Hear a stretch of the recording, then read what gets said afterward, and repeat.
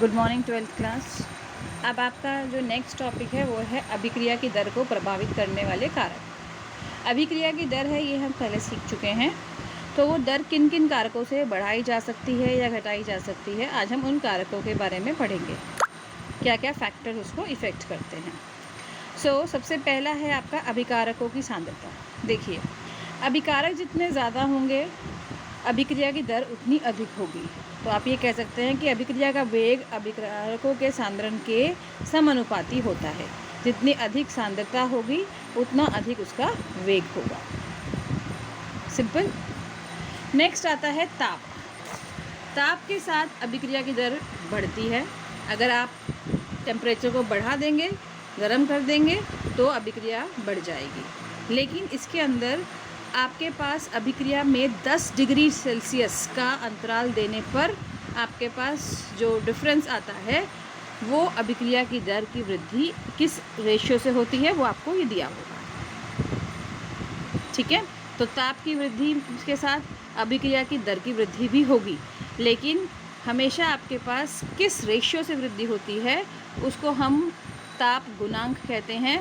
और लगभग 10 degree Celsius ताप जब आप बढ़ा रहे हैं तो आपके पास अभिक्रिया की जो दर है वो दुगनी हो जाती है।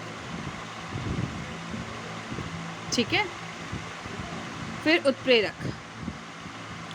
उत्प्रेरक के साथ अगर उत्प्रेरक आप किसी भी अभिक्रिया में दे देते हैं तो उत्प्रेरक का काम ही अभिक्रिया की दर को बढ़ाना है, तो उत्प्रेरक की उपस्थिति में अभिक्रिया का वेग बढ़ जाता है।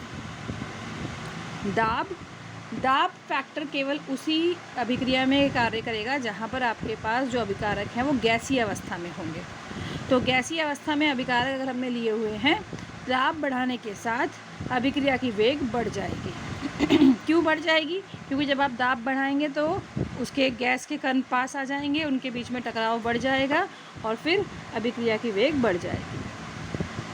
सतह क्षेत्रफल। सतह क्षेत्रफल मतलब मान लो आपने अभिक्रिया करनी है, आप एक बड़े टुकड़े के साथ अभिक्रिया कर रहे हैं और फिर आप वही अभिक्रिया उसको छोटा छोटा टुकड़ा तोड़ने के बाद कर रहे हैं। सिंपल सा मान लो चीनी घोलनी है, अगर आप चीनी का बड़ा क्रिस्टल लेते हैं तो आप पानी में घोलने की कोशिश करो, फिर उसी चीनी को छोटा छोटा बिल्कुल पाउडर कर दो। चीनी और बूरा का डिफरेंस देख लो, तो बूरा पानी में जल्दी घुल जाएगा।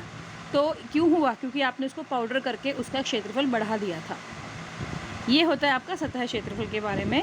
तो यदि आपके पास किसी भी पदार्थ का सतह क्षेत्रफल बढ़ जाएगा तो उसके अभिक्रिया की वेग बढ़ जाएगी।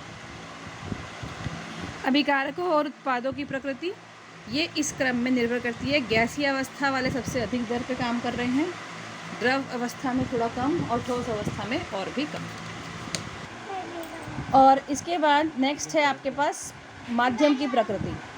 आपने जो अभिकारक लिए हुए हैं यदि वो आयनिक हैं तो आप ध्रुवीय विलायक में अभिक्रिया करने से तेज़ अवस्था करेंगे, और अगर आपके जो अभिकारक हैं वो आणविक हैं तो अध्रुवीय विलायक में वो तेज़ी से अभिक्रिया करेंगे।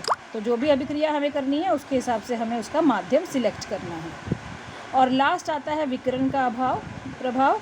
अगर आपने किसी भी अभिक्रिया में विकिरण जैसे कुछ विशेष किरणें, फोटोन, गामा रेज, ऐसी विकिरणों का प्रयोग किया तो इसके द्वारा अभिक्रिया की वेग को बढ़ाया जा सकता है। लेकिन ये ध्यान रखना, ये हर अभिक्रिया के लिए नहीं होता, ये कुछ विशेष अभिक्रियाओं के लिए ही ये वाला कारक होता है।